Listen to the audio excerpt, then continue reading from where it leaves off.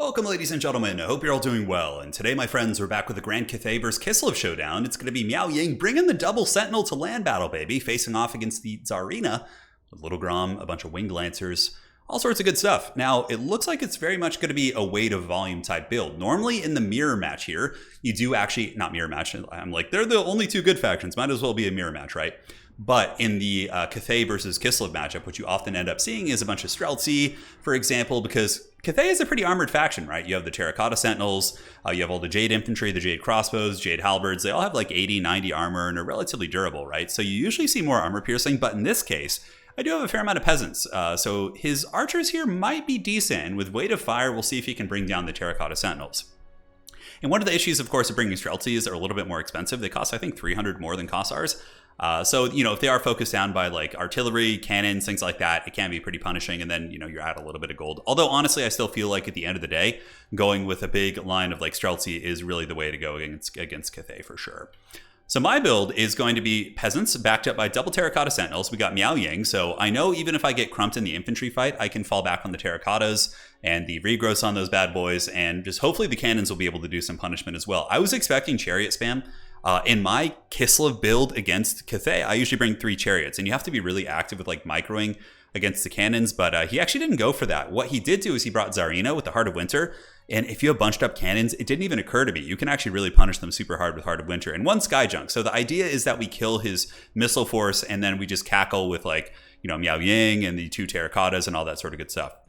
So for my opponent's force here, it is going to be a bunch of armored Kossars. And again, this game was played on Anticity's Ladder for the land battles. And yeah, Kossars, Little Grom here in the back, one of his, if not best tools against my army. Like Little Grom is super good against the Sky Junks. It's good against Miao Ying. It's good against most of my roster. And a bunch of winged lancers to just kind of harry and charge. A super wide build. It kind of reminds me of those like Empire Huntsman builds, where even if like you're facing an armored faction, you still just go mass huntsman and just like way to fire them down and use like Plague of Rust and things like that. Granted, Kislev doesn't have any like similar armor sundering abilities, I don't think. I'm trying to think. They have Lore of Ice and Tempest. I don't think anything's armor sundering. So my cannon's going to be, you know, showing Little Grom what's up, shooting downtown. But Little Grom is a mobile STM, so it's pretty hilarious. It can actually like juke back and forth there, causing me some problems. And Miao Ying's just going to move out and go ahead and engage against this force. We're going to fight the armored Kossars while the big man, the Terracotta Sentinel, and the Sky Junk's going to be moving up. But yeah, big flanks coming from all directions. I was certainly getting a little bit nervous about holding my Grand Cannons because I have a lot of like big single entities. I have Terracottas, I have the Sky Junk, I do also have Miao Ying, and like all these big expensive pieces really take away from your defensive elements. Winged Lancers do defeat Jade Lancers pretty decisively if they both charge each other.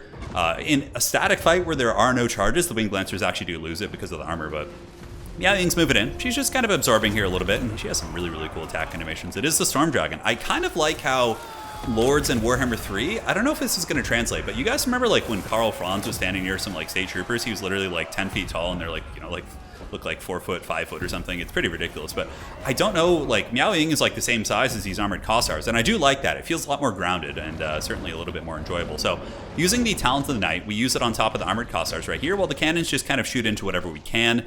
But it's only a matter of time here before Kislev and the Tsarina, who's rolling over here, is going to be dropping a fat Heart of Winter right here. I can see it in her eyes. She wants those cannons, and she will certainly not take no for an answer. Here in the back, though, Winged Lancers circling around, and the Sky Junk certainly all up in the trunk. Going to be dropping some big shots right there, and it's getting pretty good value. I'm happy with it so far. One of the Terracotta Sentinels has been sent up. My idea so far was like, it's like, okay, I'm just going to run this bad boy out of ammunition. Oh, and he did actually have a cherry. He's got some light war sleds over here. Okay, so I was a little bit wrong. Now, Winged Lancers get a nice little flank. I was a little bit slow to react. Peasant Spears will move in, and 1 cannon is going to be shut down, and the other cannon probably will be potentially shut down. Cannons are, what, 800-900 apiece, so if I can actually get a decent trade by getting these Winged Lancers for the cannons, I think it could be worthwhile. We'll have to see.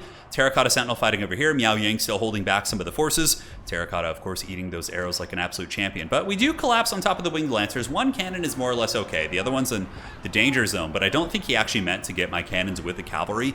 The idea was to blob me up here, and guys, I have to say, I got punished so hard by this. So this is Heart of Winter, and if I'm not mistaken, this is overcasted. So all of my cannons are just getting absolutely plowed by the Heart of Winter. The cannon crews have like no HP, and they just get destroyed. I looked away for like 1 second. I was like, wait a second, where'd they go? Where'd my cannons go? How'd they die so quickly? Heart of Winter just annihilated them. So I was like, oh man, okay, this is not good. Chariot's getting a downhill charge. I believe I did brace for that, so not the end of the world. And I still do have the 2 Terracottas And in the back, Miao Ying did turn into a dragon here, and she is going to be just going deep on this little Grom here, tearing this thing up, and, you know, she's pretty powerful. Miao Ying's very fast in dragon form. She does 80 speed, and little Grom is 35, so there's not really going to be any escape, and at this point, I was kind of in panic mode. I was like, the only way I have a chance of winning this game is if I can kill little Grom, and even then, it's going to be a huge stretch, because in taking out little Grom, he doesn't have any like traditional armor piercing, right? Like the armor piercing stats of the Kossars and the armored Kossars is very, very low. So I know I need to take these out. Skyjunks themselves, like people always look at Skyjunks and assume they're squishy like lanterns, but they're not. These bad boys have 80 armor and like 10,000 plus HP, which is ludicrous. Whereas the regular Sky Lanterns have like 4,000 HP or something and like 30 armor. They're really squishy. So the dragon here, getting in on the little Grom, and the bears are probably going to bite the bullet here as the Storm Dragon lives up to her name and unleashes the storm on little Grom and is able to do some good work. Now at this point, it's all hands on deck. It's Helm's Deep. The one Terracotta Sentinel is going to be falling back, and we're just going to be holding up under the junk here, which does have pretty good ammo. It is getting some really good work in, but I am behind on the bounce of power. Numbers of the armies are pretty similar, and the Storm Dragon doing great work as always. Lots of armor piercing, and these aren't Spear Kossars, they're just basic Kossars. If they were Spear Kossars, I would have taken a lot more damage in that engagement, but in this case, I was quite happy to just run away here. Now, I did see that one of my Terracotta Sentinels was getting very, very beat up, and as you have seen, one of the more prominent strategies in domination mode, for example, is getting Miao Ying and using regrowth on the Terracotta Sentinels, and it's certainly very, very strong in land battles as well, and honestly, I think maybe even a little bit better in land battles. Because Terracotta Sentinels, like, they don't crumble, they're not like rogue idols, so they really, really, like, every ounce of HP you can give them is so valuable. Whereas if you casted, like, a regrowth on, like, a Colossus or something, or let's say, you know, Dabiggin, it's cool, but they're still going to crumble and lose HP in that way. These guys, it's just such value city. So 1.2% HP for like 20 seconds is crazy. It also refreshes their vigor, and I would imagine at this point, yeah, they're like getting a little bit lower in that department. So spears are just chilling while we have the big sky junk just dropping all the junk here on these forces and shooting in and doing whatever it can. And I believe this is another Heart of Winter going down from Cathay, although that's not going to do anything really against the Sentinels. It's better against like big bunches of infantry, and I think there's going to be some more Witchcraft going down over here from Cathay. That's probably Frostfang, her activated item, which is very, very good against Cathay. It has some good stats, and yeah, able to really just wreck that Peasant Long Spearman there. Not good stats, but it does good damage. So now it's just kind of like, all right, we got the junk, we got the Terracottas. Heart of Winter is doing, I suppose, a little bit of damage against them. Yeah, but I think the concentrated shooting from all these different units, and I was actually really shocked at how much ammo my opponent had left this game. I was like, man, oh man, like he's been shooting me the whole game. How does he have so much? But remember, many of these Kislev units are hybrid units, right? So they've spent a lot of the game fighting in melee, things like that. But even still, Kossars back here have like 70%. These guys are like 40. These guys are at like 50 as well. And one of the Terracottas is in the danger zone. So really trying to hold on here while the dreaded blimp, the Sky Junk, keeps shooting, which is good. And the Sky Junk does, I think, have some shots coming out from the Crane Gunners. Yeah, it's out of its official ammo. But like I said, when it runs out of ammo, it does have a limit actually. Did a little bit of testing on it, but it's like something like 80 or 90 shots after that. It's like crazy. But the Sky Junk's just gonna keep shooting, and it's like that classic YouTube video. You guys remember like the painfully slow death by the guy is like following him with a spoon and like yeah, it's just one of the most classic ridiculous YouTube videos of all time here. But the Peasant Long Spear is fighting, and the Terracotta Sentinel does get another regrowth. So all my Winds of Magic is going to be going into regrowth here. Here we do have a fat heal coming down, and that Terracotta Sentinel is actually going to be getting heal capped, which is pretty insane. And one of the best parts about this is having the Sky Junk nearby. It is giving the buffs here, so we're getting melee defense and leadership. Not that leadership matters on these guys, but for the Peasant Spears it does. And the melee defense still is pertinent for sure. You know, they're fighting in melee, and it is useful indeed. So we're going to be rolling deep here. Cathay certainly quite upset about losing its cannons earlier, and wow, oh, that was right, that was the Sky Junk. I remembered we dropped some of the bad manner bombards there. It's such a haggard bombardment ability. It's like so slow that when you actually get it on somebody, it's just like, it's like the flex, you know, it's pretty hilarious. So Winged Lancer is screaming into the back, going to be hammering into my Peasant Spears and getting a big charge right there. And you know, once the Spears go, it's looking a little bit dicey. I mean, I'm still behind to the bounce of power pretty hardcore. I mean, Miao Ying is healthy, but the Terracottas are both like on their last legs. This one's at 2,800. This one's at 24. And it looks like Tsarina Katarine's going to be moving in as well. And Stand Your Ground is activated, giving the Kislevites a little bit more fighting spirit, granted, as if they need it. They have that like trait that just lets them fight super long. And I actually really like the trait. I think it's super cool. It really gives like a unique flair to it, like a human faction, right, which normally would just break.